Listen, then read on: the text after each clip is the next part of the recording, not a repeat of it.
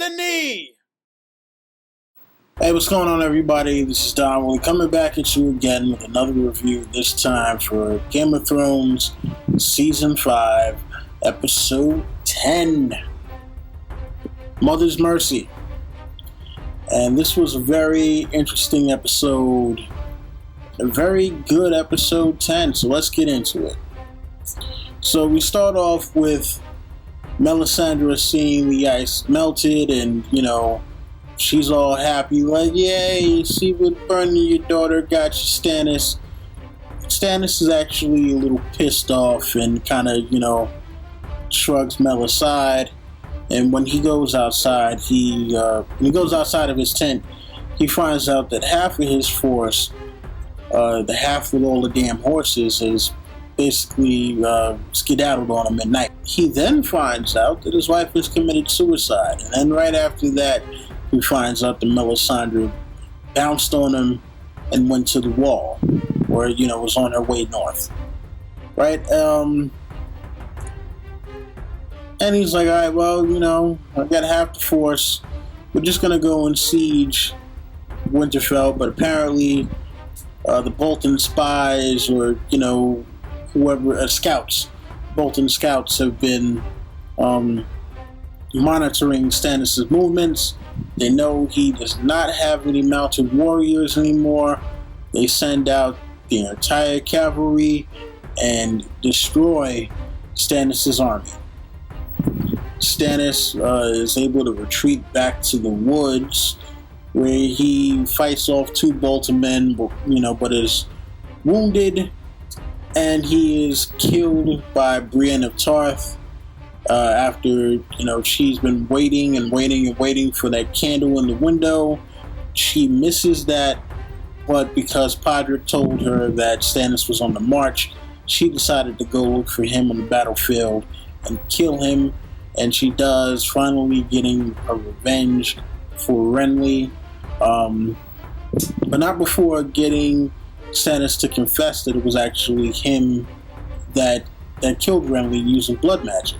And for those of you who don't believe Stannis is dead, if you go to the HBO website and go to the viewer guide for the episode, if you click on the character profile for Stannis Baratheon, it said that he is killed by Brienne after the battle at Winterfell. So,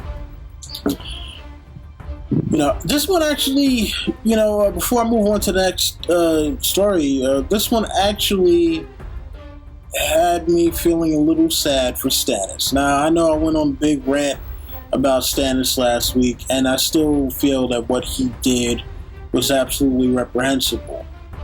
But here's a very small reason why I feel kind of bad for Stannis. And that is because he actually did believe that what he was doing was the right thing. Now it's said that your best villains are usually the ones who believe that they are doing the right thing. And I didn't necessarily look at Stannis as a villain, but, just the fact that he sacrificed it all because of what Melisandre told him. Because he didn't, believe in any of these prophecies or any gods or anything, but she showed him visions and her flames and got him to believe that he was supposed to be the one true king, etc., etc. And come to find out, no, you're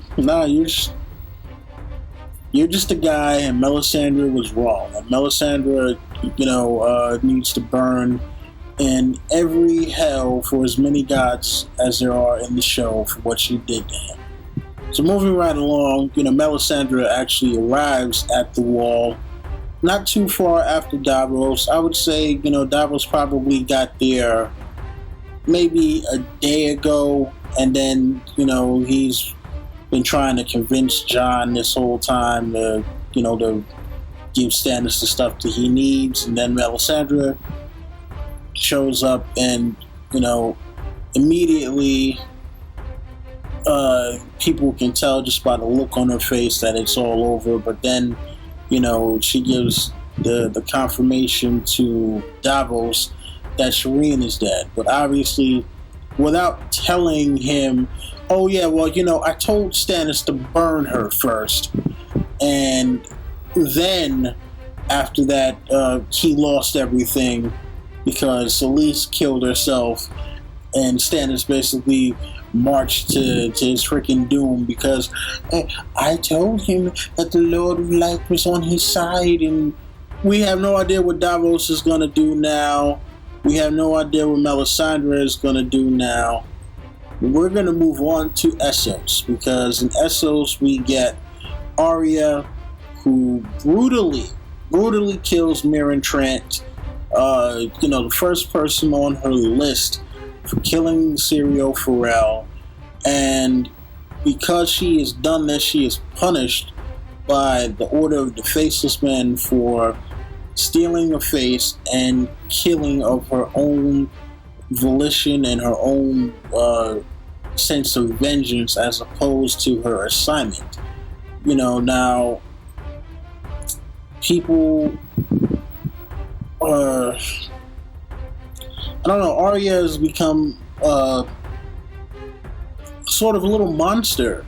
Her quest for vengeance is so great that she doesn't care who it hurts now. And Arya, is going to have to do a lot of soul searching, and especially now that she's blind. So that's something, it's like, wow, you got this character who a lot of people have been rooting for, who made a terrible mistake, and now she's paying for it in a most horrible way, at least for her, because now it's like, without her being able to see what is she supposed to gain, and what is she supposed to learn from this. We'll see what happens with that. Hopefully she gets her sight back within the next couple episodes when the new season starts, and it won't be a thing of her being blind either permanently or just like for the whole entire season, because that would be kind of crazy. But staying in Essos, we get the remnants of Dany's council, her small council, and Jorah and Tyrion are bickering back and forth because they all, the entirety of them, have no idea what they're gonna do now, right? They know they need to find Daenerys because without her, things in Meereen are gonna go to hell. And so, they all come to a compromise where Jorah and Daario will go out into the world beyond Slaver's Bay and attempt to find Daenerys. And Tyrion, Missandei, and Grey Worm will rule Meereen in her stead and try to keep the place from devolving into utter fucking chaos. And then Varys shows up. He's like, where the hell have you been this entire time, man? Seriously. At first I wasn't sure if he was actually there or if it was an illusion, because he just out of nowhere pops up and was like, who the hell let you in? But did you just say, oh yeah, I know the little dwarf man, and let you by or something? You figure with the whole Sons of the Harpy threat still there and Daenerys not being around, that security might have been tightened up. But then again, this is Varys. You can never put it past him to get wherever it is he wants to get. So, go Varys, right? So we get Dany, and Dany is I'm not sure exactly where she is, because it doesn't necessarily look like the Dothraki Sea, but Drogon has flown her probably halfway across Essos. He is injured. He's trying to recover, and Daenerys is talking to him, as if he understands the common tongue. Like, oh, we gotta go home. We gotta go home. Drogon, you gotta fly me back. And I mean, yeah, I get it. Maybe she hopes that he understands, but nah, you can tell. Look, the dragon is in pain, and he just wants to be left alone. So it's like, lady, come on, leave me the hell alone. I'm trying to sleep and recover here. And he must have been shooting a lot of fire around there, because he turned her dress like, a very like pale kind of bluish gray, where it was white when they left. So yeah, that dragon fire and that smoke from the dragon fire is a beast. So Dany goes off into the plains like, hey, you know what? I'm just going to try to walk back. Not the smartest move, but whatever. Stumbles across the Khalasar. We're not exactly sure who's running this Khalasar, but they surround her with a vengeance. This looks like the opposite of Misa, where she got lifted up. Yeah, man. So she drops her ring in the hopes that it will be found by someone who knows her and might be able to track her movements with Dothraki. Only time will tell on that one, because she sure ain't getting no help from Drogon right about now. Moving on to Dorne. Wow. So everyone's saying their final goodbyes. Tyene entices Bronn. We get Jaime and Myrcella saying goodbye to Doran, Sand Snakes, and Ellaria Sand. And Ellaria Sand gives Myrcella this very, very long kiss. And I knew something was up the moment that it happened. I was like, yo, no way that this is just a kiss. And I was right, because, after they get on the ship, they're on their way back to King's Landing. Jaime and Myrcella have a moment. Myrcella admits that she knows that Jaime is a father, and right after that, she basically suffers from the poison of the long goodbye and dies. Or at least we're led to believe that she's dead. So that's going to cause all kinds of repercussions once Jaime gets back to King's Landing. And this kind of sets up Trystane for some drama, because you got to figure, Cersei is going to blame the Sand Snakes for this, and by extension, she's going to blame Doran, Prince Doran. Yeah, so next year it's looking like war. It's looking like war. And before we get to the Cersei Walk of Shame, let's talk about Winterfell, because in the interim of the battle that took place with Stannis and Ramsay, Sansa and Theon were able to escape. Theon finally gained some semblance of himself after Sansa was threatened by Ramsay's girlfriend Miranda.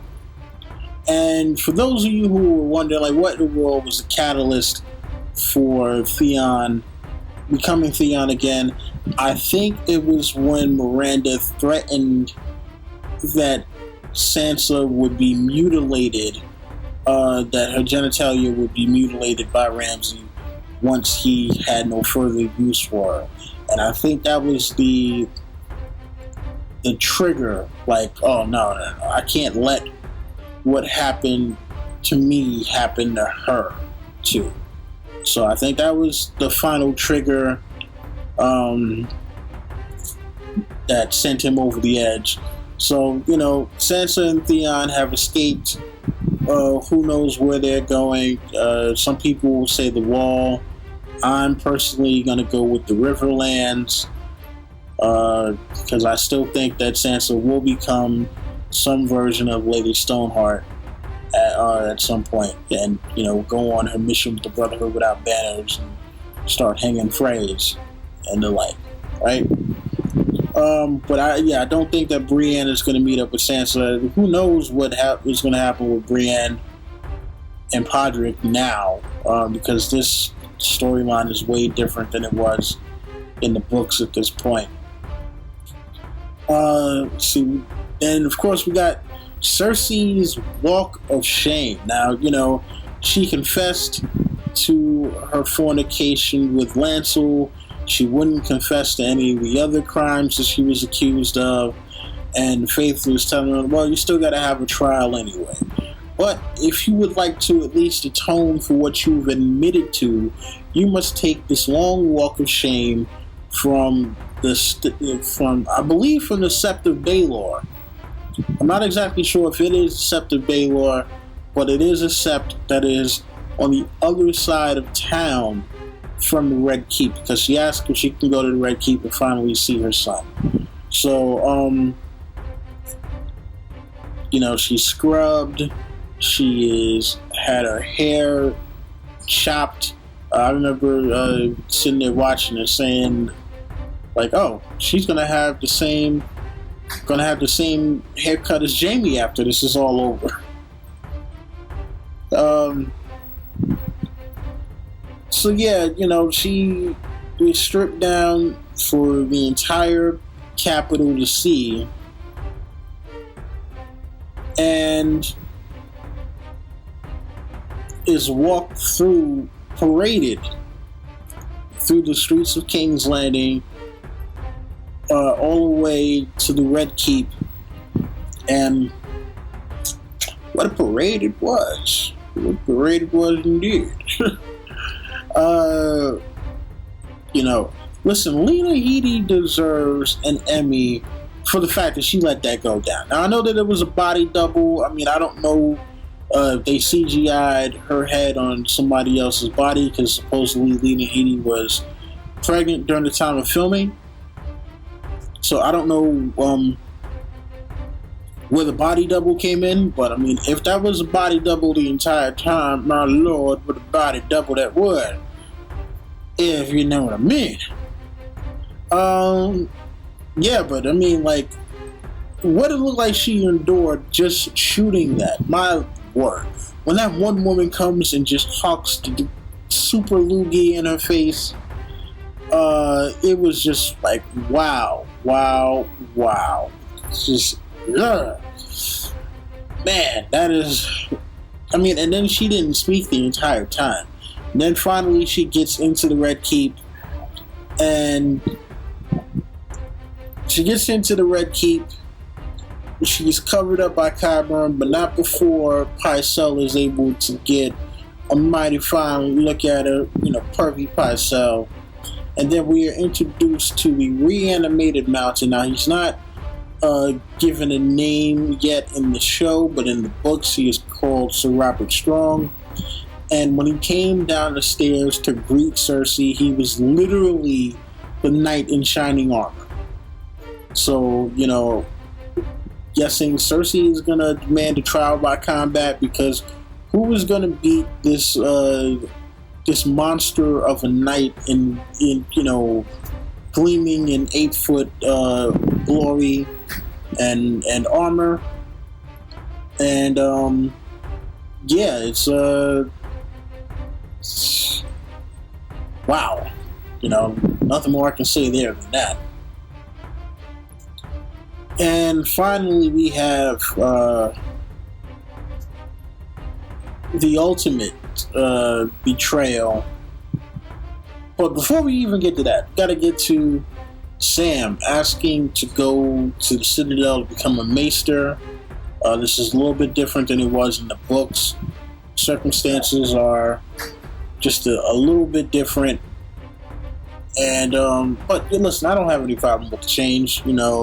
Sam needs to get to Old Town, and the way that they did it to me felt kind of logical. Listen, Sam knows he's not a fighter, and he's like, look, rather than me staying here and just watching everyone get slaughtered, let me go try to do something useful, so he decided he wants to go to an old town to become a mace. And later on, we get the Ides of March, even though it's June. We get the Ides of March in the middle of June, and we get Ollie telling John that one of the wildlings from Hard Home has information about Benjamin Stark. And damn it, if HBO didn't give us the fake out of a lifetime with that, previously on Game of Thrones, where they made it seem as though Benjamin was coming back.